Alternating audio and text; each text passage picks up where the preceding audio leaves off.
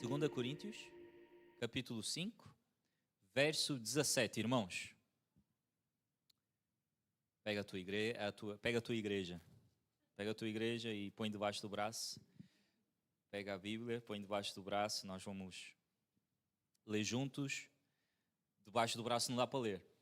Está difícil hoje. Pega a Bíblia, abre a Bíblia. Instruções básicas, pega a Bíblia, olha para a Bíblia. Põe a Bíblia direita, abre a Bíblia. Abre em 2 Coríntios 5, 17.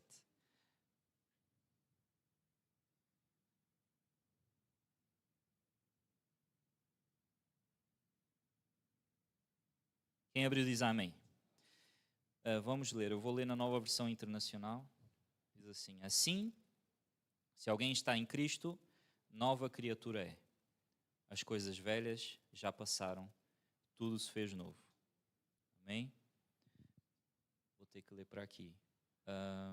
Boa, mais? Ou seja, Deus em Cristo estava reconciliando consigo o mundo, não lançando em conta os pecados dos homens, e nos confiou a mensagem da reconciliação. Portanto, somos embaixadores de Cristo, como se Deus estivesse a fazer o seu apelo por nosso intermédio. Por amor a Cristo, lhes suplicamos, reconciliem-se com Deus. Amém. Eu quero orar. Senhor Jesus, obrigado pela tua palavra. Tu és a palavra viva e nós te conhecemos através das Escrituras, das Sagradas Escrituras. Queremos te conhecer hoje um pouquinho mais, porque o nosso relacionamento contigo é a coisa que nós mais prezamos e amamos nesta vida. Faz-nos nos apaixonarmos por ti, amarmos-te e ansiarmos por ti como a noiva anseia pelo seu noivo. Obrigado pela tua palavra, fala connosco em nome de Jesus. Amém. Marcas de uma igreja saudável. Essa é a série das mensagens que estamos a ministrar. Na primeira semana nós falamos da importância da palavra pregada. Do púlpito da igreja sai a doutrina da igreja. O que é pregado no púlpito é ensinado e é vivido pela igreja. Por isso, se a palavra for pregada de forma correta, a igreja vai ter oportunidade de se alimentar e de viver de forma correta. A dieta espiritual que recebemos vai dizer muito sobre a saúde do nosso corpo espiritual, do nosso corpo místico chamado igreja. Se a nossa igreja se preocupa em comer alimentos que são saudáveis, que são nutritivos, que nos dão força, sustentação, energia, nós somos uma igreja que pode ser efetiva, produtiva e pode viver da forma correta. Se nós nos preocupamos com uma dieta que é apenas deliciosa, apetitosa, que nos traz muito benefício imediato, que cuida da nossa dopamina, nós de facto vamos estar a ter prazer na comida, mas não vamos estar a ser produtivos em mais nada. Ou seja, uma igreja que se preocupa com a palavra plena, ela é uma igreja que vive, às vezes não por emoção, mas vive pela palavra, vive saudável, vive efetiva. E uma igreja que se preocupa apenas com o que é palatável, com o açúcar, com o sal, com a gordura, no momento, ela pode até, durante o culto, ser muito efusiva, mas lá fora não tem efetividade nenhuma. Nós devemos escolher que tipo de igreja queremos ser, e eu escolho que deste púlpito nós vamos pregar a palavra como ela é. E isso é o que entendemos na primeira semana. Na segunda, nós falamos sobre uma teologia saudável. Uma igreja saudável tem uma teologia saudável. Significa que aquilo que eu entendo da palavra é importante. Quem é Deus? O que é o Evangelho? Essas coisas ditam, direcionam como a igreja vai viver. E nós falamos como a teologia saudável protege a igreja. Impede que o lobo que vem disfarçado se infiltre dentro da igreja e desvie o povo de Deus. Vimos como na história Deus levantou homens e mulheres cheios do Espírito e cheios da palavra para repelir os ataques do inimigo. Nós vimos como a teologia saudável, ela corrige a nossa direção. Como nós somos corrigidos constantemente pela palavra de Deus. E hoje, irmãos, hoje eu quero dizer que uma igreja saudável é uma igreja que se preocupa com a conversão e com o evangelismo saudável. Amém? Glória a Deus. Nós vivemos num tempo em que a palavra conversão é uma palavra ofensiva, não é? Se nós dizemos ao mundo que o mundo tem que se converter dos seus maus caminhos, nós, na verdade, deveríamos estar a dizer, segundo o mundo, que nós devíamos ser mais tolerantes. É normal dizer que os cristãos não vivem aquilo que Cristo ensinou. O que é que Cristo ensinou? Segundo essas pessoas, a amar. E o amar é permitir, o amar é tolerar, o amar é deixar, o amar é aceitar. Se nós amamos o mundo, nós temos que deixar o mundo viver do jeito que o mundo quer. Essa ideia do amor é uma ideia não bíblica e, na verdade, ela não é aplicável em nenhuma situação da vida, porque se nós amamos, nós nos preocupamos não apenas em afirmar o que a pessoa é e o que ela quer ser, mas nos preocupamos em fazer o bem para essa pessoa. Nos preocupamos em que ela viva bem, em que ela esteja bem. Isso é mais importante do que afirmar e aceitar tudo o que ela quer ser. Então, não é só sobre o amar, é sobre o amar da forma correta, é sobre o amor que vem da parte de Deus. A igreja é chamada para ser diferente. Uma comunidade de pessoas que foram convertidas pelo Evangelho, pela pregação do Evangelho, e que têm um propósito de vida: proclamar o Evangelho a toda a criatura. Converter, conversão e evangelizar, o evangelismo, são duas faces da mesma moeda, igreja. Nessa moeda, nós temos a conversão, que é a transformação do velho homem para uma nova criatura, o arrependimento, a fé em Cristo. E no evangelismo nós temos o desdobramento de uma vida transformada. É uma vida que também quer transformar o próximo. Deus muda corações e Deus usa o seu povo para anunciar o evangelho que produz as mudanças que são necessárias na vida do próximo. Então eu quero deixar isto para vocês. Uma igreja saudável, ela entende, ela vive e ela proclama uma conversão real. Uma igreja saudável entende, primeiro, entender o que é conversão. Uma igreja saudável, ela vive. Nós não pregamos da boca para fora, nós vivemos essa realidade. Nós somos convertidos não porque achamos a conversão uma coisa intelectualmente convincente, não, porque nós fomos convertidos pelo Senhor. E nós proclamamos a conversão, porque nós cremos que todo o mundo deve ser alcançado por essa mensagem. Eu quero trabalhar em 3 pontos com vocês. O primeiro é o seguinte: a conversão é uma obra de Deus no coração humano. Diz ao teu irmão, a conversão é uma obra de Deus no coração humano. Abre comigo em João 3, do verso 5 ao 8. João 3, do verso 5 ao 8.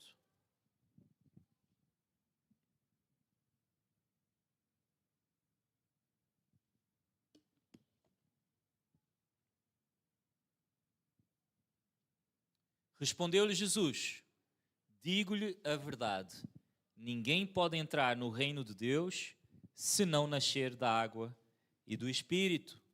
O que nasce da carne é carne, mas o que nasce do Espírito é Espírito.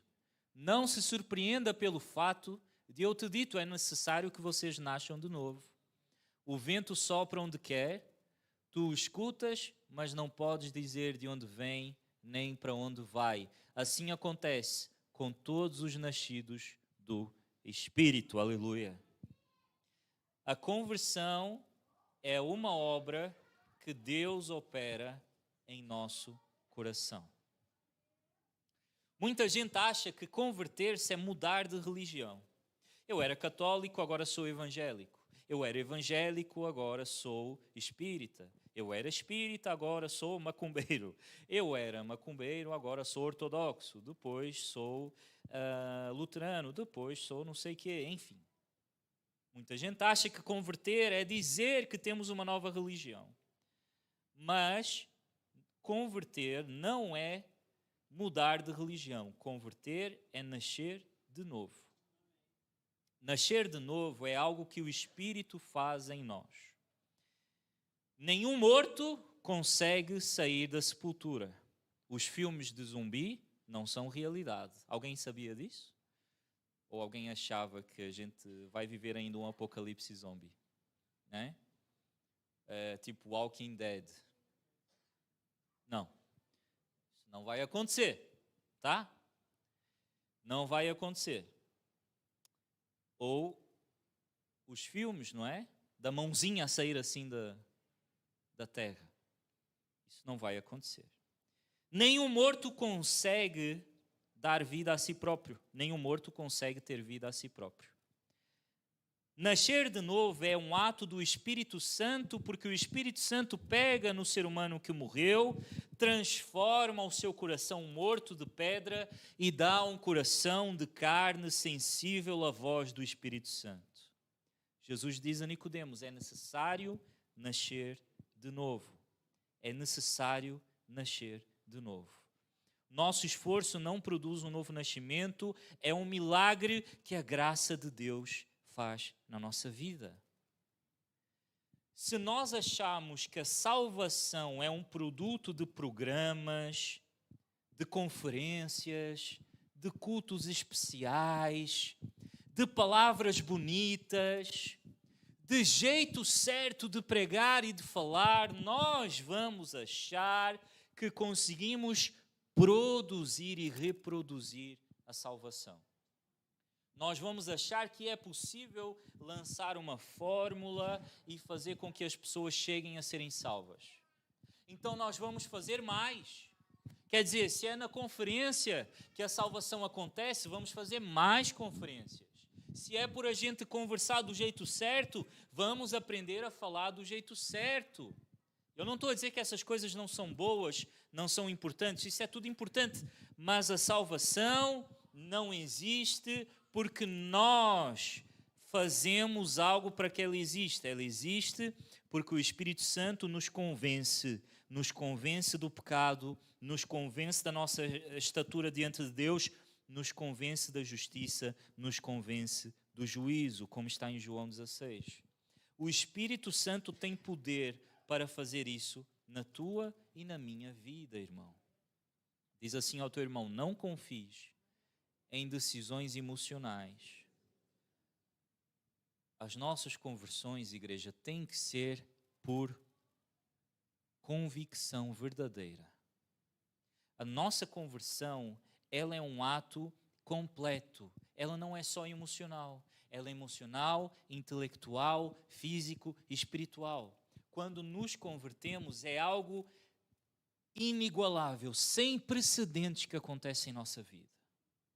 Não é só porque nós nos sentimos emocionados e dizemos que nos convertemos. Não é só porque a palavra tocou o nosso coração. Isso pode acontecer e é maravilhoso que aconteça, mas não é só por isso. Porque a emoção, ela vem e ela vai. Ela hoje existe, ela depois já não está mais. Então, se a minha conversão é uma emoção, eu hoje no culto do poder e do milagre me converto, mas amanhã, quando a situação vier difícil e quando a rotina bater na minha vida, eu já não estou convertido. Isso faz sentido? Não, porque conversão não é um ato momentâneo, emocional, mas é uma transformação completa do meu ser. Completa. Ninguém nasce de novo apenas emocionalmente, nós nascemos de novo completamente. Fisicamente somos os mesmos, mas tudo o que somos que não é material é transformado pelo Espírito Santo. E então, quando tratamos como emoção a conversão, a salvação, nós reduzimos o Evangelho. Nós fazemos uma redução do Evangelho e criamos slogans, criamos promessas fáceis. E a gente acha que por fazermos isso é mais fácil.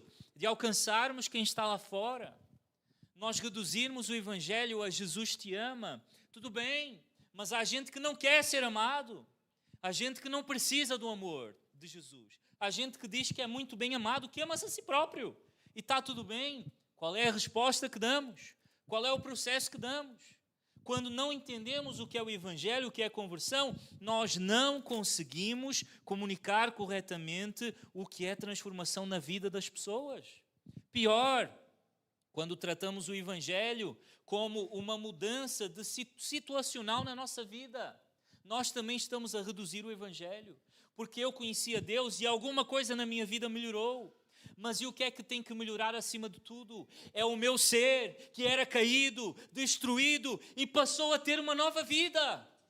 Isso muda. Não é só porque eu não tinha trabalho e hoje tenho, não é só porque eu não tinha carro e hoje tenho, não é só porque Deus me deu uma casa.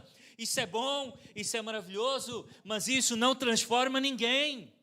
As pessoas vêm atrás dessas promessas fáceis que fazemos. Não faças promessas fáceis. Não façamos promessas fáceis. Às vezes, irmãos, nós abrimos a porta da igreja de uma forma tão escancarada que a gente diz que fazer parte da igreja é qualquer coisa. Não é. Às vezes a porta é escancarada para quem quer vir e visitar e amém e tudo. Toda a gente pode entrar aqui. E qualquer pessoa que entrar aqui não vai ser alvo do nosso julgamento. Para a glória de Deus. Os nossos olhares, não vai ser. Mas eu digo a porta da permanência. A porta da permanência é uma porta de compromisso. É uma porta em que nós olhamos para o evangelho e nos comprometemos com a transformação que ele nos oferece. Isso é uma porta que às vezes não é larga, porque Cristo prometeu que a porta seria estreita e difícil de achar. Se Cristo disse que a porta é estreita, por que tu? Porque eu queremos escancarar e abrir uma coisa que Ele definiu como sendo estreita. Por que é que desvirtuamos a pregação da palavra e o conhecimento do Evangelho para tentarmos desesperadamente convencer pessoas? E nós dizemos, não, mas o que importa é pessoas que aceitam a Jesus. O que importa é termos 1 milhão de pessoas num evento que dizem eu aceito. E depois, e no dia a seguir, quantas dessas pessoas vão para a igreja, são acompanhadas, recebem uma chamada, recebem um carinho, recebem alguma coisa, se comprometem com algo novo na sua vida? Infelizmente são poucas. Por que é que são poucas, irmãos? Porque nós não temos dito e não temos sido sinceros. Isso é real. A gente tem que fazer essa autocrítica, igreja. Nós não temos sido sinceros. Nós dizemos que para a pessoa entrar vale tudo. Não, é servir a Deus, é só amar a Jesus, é dizer que Ele é bom e Ele vai fazer uma coisa nova na tua vida. E depois nós exigimos que essa pessoa comece a conformar e a mudar de vida, sendo que nós não fizemos essa promessa no início. Nós não deixamos claro que o Evangelho é para o pecador, é para o desgraçado, é para o que não tem solução, é para o que não tem vida, é para aquele que por si só não chega lá. Sem novo nascimento não há nova vida. Para eu ser uma nova criatura em Cristo, eu tenho que nascer de novo. Esse é o ponto 1.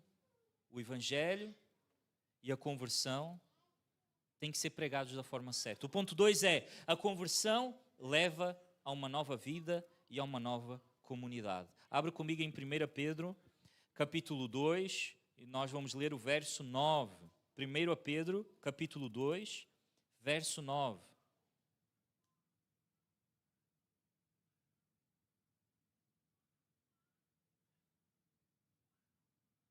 É isso mesmo.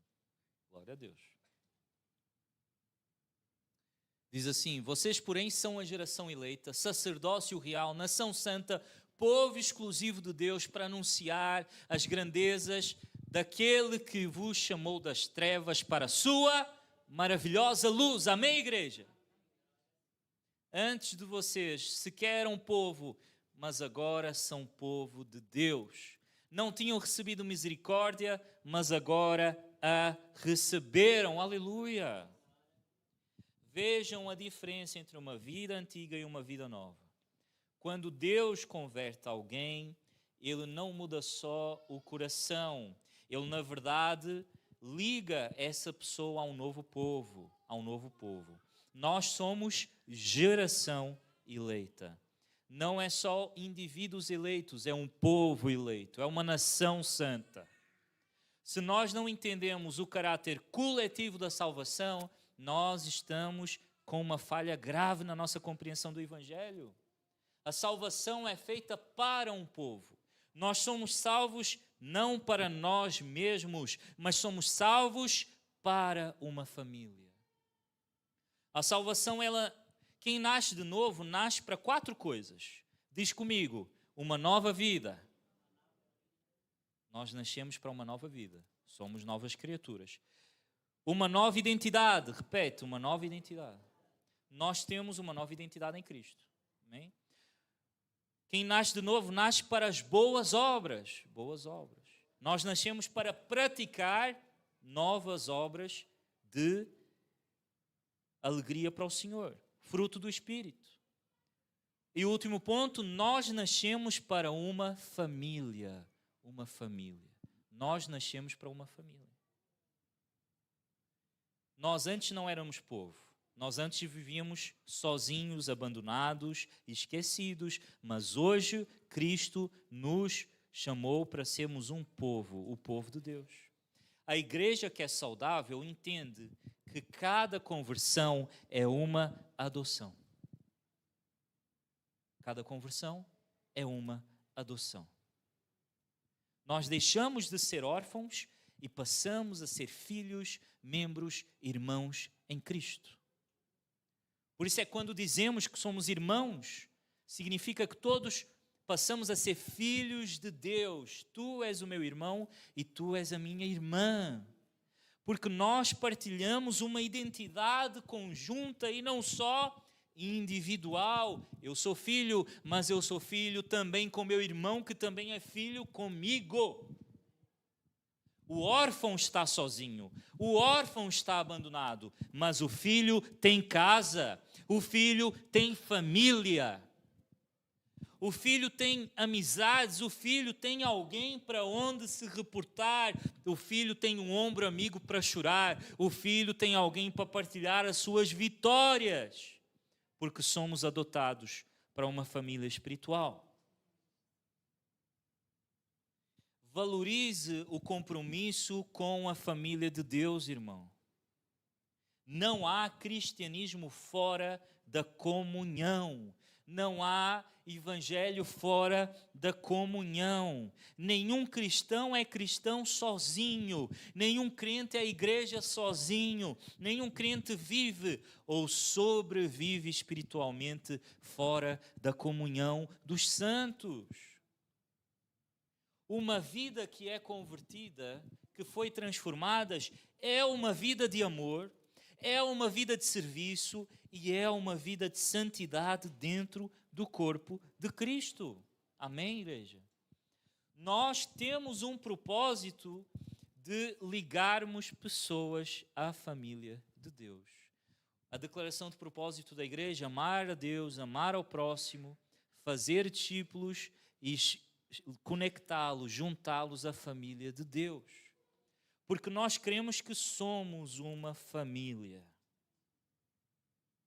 Uma família de muitos passados diferentes, de muitas etnias, origens culturais diferentes, mas uma grande família, diversa, bonita, maravilhosa. E o último ponto: o evangelismo é a nossa missão quando somos convertidos. Abre comigo em Mateus 28, verso 19 e 20. Mateus 28, verso 19 e 20.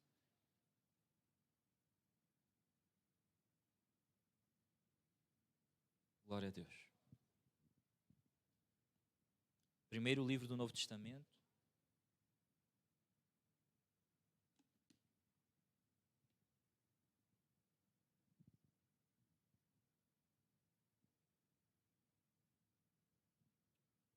Glória a Deus.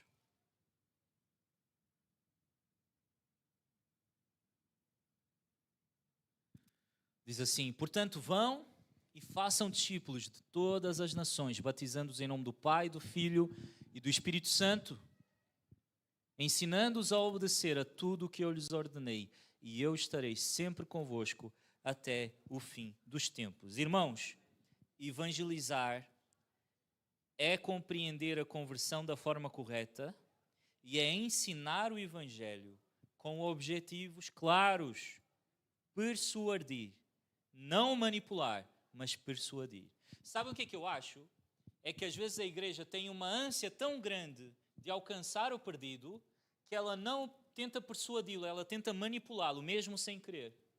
Então a gente cria a música, o ambiente certo, do jeito certo, e isso tem efeitos psicológicos nas pessoas. A gente tem a fala, a postura da forma certa, do jeito certo, e mesmo sem entender, nós estamos a manipular emocionalmente a pessoa, estamos a condicionar o padrão neurológico dela e estamos a tentar trazê-la para Cristo, mas na verdade nós estamos a fazer uma coisa da qual ela não está a perceber. E ela depois diz, sim, eu aceito Jesus, mas ela não aceita de facto Jesus, porque uma aceitação de Cristo é consciente, é persuadido, é convencido. E eu, se uso artifícios, mesmo que eu não os compreenda bem, eu estou a manipular. Não me interpretem mal, falar da forma correta é importante. As palavras que nós dizemos são importantes, a postura que temos é importante, tudo isso é importante, o estudo da palavra é importante, conhecer os argumentos é importante, tudo isso é importante. Mas no fundo, nós não estamos aqui para manipular ninguém para o nosso lado, nós estamos aqui para convencer, para persuadir, para tornar claro aquilo que nós somos. E às vezes, irmãos, nós achamos que o trabalho é nosso. Nós achamos que a função é nossa. Nós trocamos de lugar com Deus. Nós achamos que nós é que transformamos a vida das pessoas e não somos. Quem faz a transformação e quem converte é Deus, é o Espírito Santo. Nós vamos lá e plantamos a semente e falamos e temos um bom testemunho e vivemos uma vida condizente com Deus, com a palavra, com o Evangelho. Mas não és tu que abre a cabeça de ninguém e coloca lá dentro o Evangelho e o convencimento. Não somos nós. E às vezes, por não confiar em Deus, isto eu vou repetir outra vez, por não confiar em Deus, nós achamos que precisamos fazer coisas que Ele não nos diz para fazer. Nós achamos que precisamos ter coisas, artifícios, apoio, ajudas para fazer algo que é função do Espírito Santo de Deus. E nós nos preocupamos com a forma e não nos preocupamos com o conteúdo. Queremos apresentar um evangelho bonito, embalado, todo bonitinho, com um lacinho.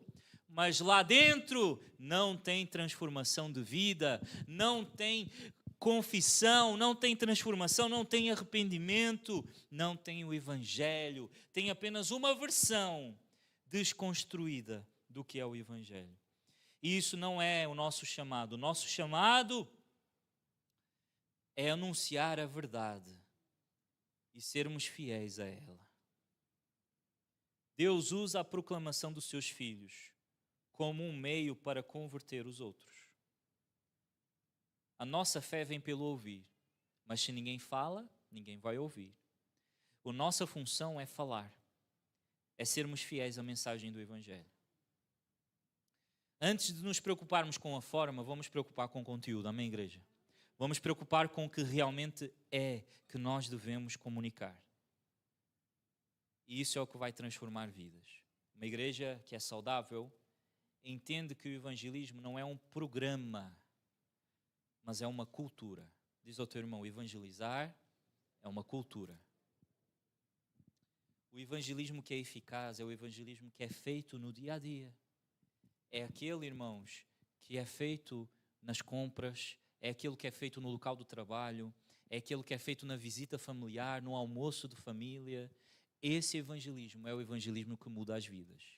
Esse é o evangelismo. Sabe o que acontece às vezes? A gente quer que a pessoa venha à igreja. Só que ela vem à igreja e ela ouve esta palavra aqui, e às vezes é a primeira vez dela aqui. Ela não tem comunicação com o evangelho. Isto não está a falar tanto com ela quanto um evangelismo real na vida dela. Sabes quem conhece a pessoa do teu trabalho melhor? És tu. Não sou eu, não é o pastor. Sabes quem conhece o teu amigo, o teu familiar, o teu filho, o teu marido, a tua esposa melhor? És tu. Tu sabes a realidade, tu sabes a história, tu sabes a vida dele, tu consegues comunicar o evangelho conectando com a vida dessa pessoa, fazendo-a entender através da sua história como é que Deus entra na vida dela e faz uma nova transformação. Então tu não precisas ficar apenas no vamos à minha igreja, porque lá fala-se de Deus. Amém, convida para vir à igreja, mas aproveita e comunica também o evangelho, irmão. Fala, isso é uma responsabilidade do crente, não é do pastor, é do crente. O crente tem essa função. E se nós tornarmos para nós uma cultura de alcance, não só um programa de alcance, nós vamos trazer pessoas, não só quando a gente marca um evangelismo, mas vamos trazer no dia a dia. Vamos trazer um culto e depois vem outro, e nós estamos a viver o evangelismo eficazmente na nossa vida. Às vezes a gente diz, pastor, vamos sair e vamos andar pela rua e, amém, vamos fazer isso. Mas isso, eu vou ser sincero para vocês, isso tem uma efetividade pequena diante de tu, olhando no olho de alguém que tu amas e comunicando o evangelho a essa pessoa. Isso é muito mais poderoso. Se tu fazes isso com clareza e com amor, não só dizendo as tuas experiências pessoais, mas vivendo isso e mostrando que o evangelho tem poder na vida daquela pessoa, eu creio que vai ser eficaz. Amém?